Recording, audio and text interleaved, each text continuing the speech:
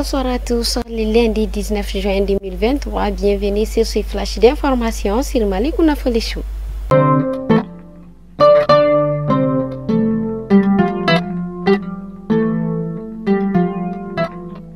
Les votes ont été débutés le dimanche matin dans les centres sans les difficultés majeures. Depuis 8 heures, les électeurs convergent vers leur bureau de vote à Bamako comme à l'intérieur du pays, présage d'une bonne organisation.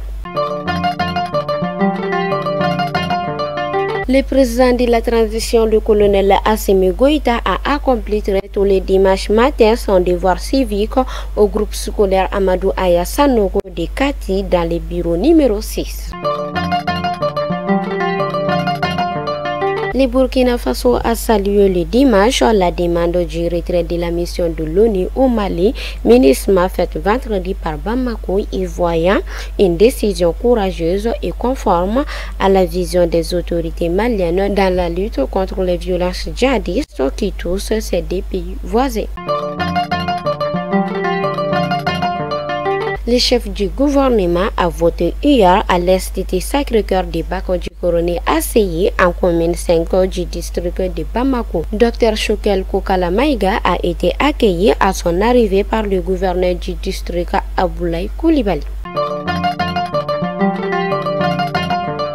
Dans le cadre du projet d'appui à l'observation citoyenne du cycle électoral de la transition du Mali 2020-2022 pour d'observation Mali, financé par l'Union européenne, la mission d'observation des élections au Mali, modèle Mali, a déployé 3000 observateurs à court terme au CT et 75 observateurs à long terme. Le ministre d'État, ministre de l'administration territoriale et de la décentralisation, le colonel Aboulaye Maïga, a voté hier au centre de l'école coopérative de Mayambouko et Koma dans le cadre du référendum constitutionnel.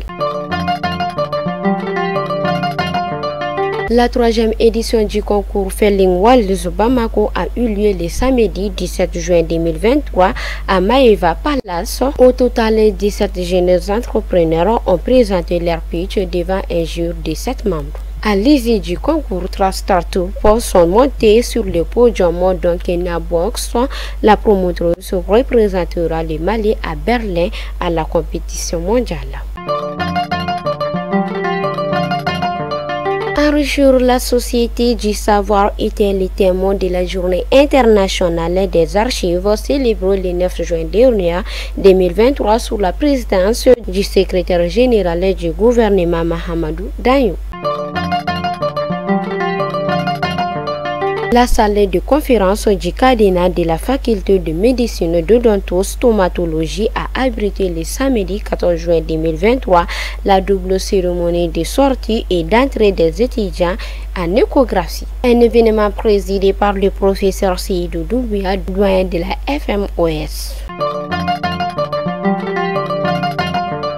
La Chine a créé une arme capable de frapper efficacement des cibles dans le monde entier. Une nouvelle que Washington n'accueille pas d'être bonne.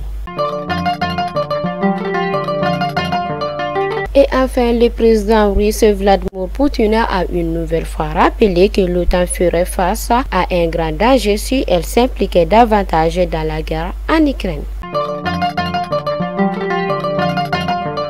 Ce qui met fin à ces flashs d'informations.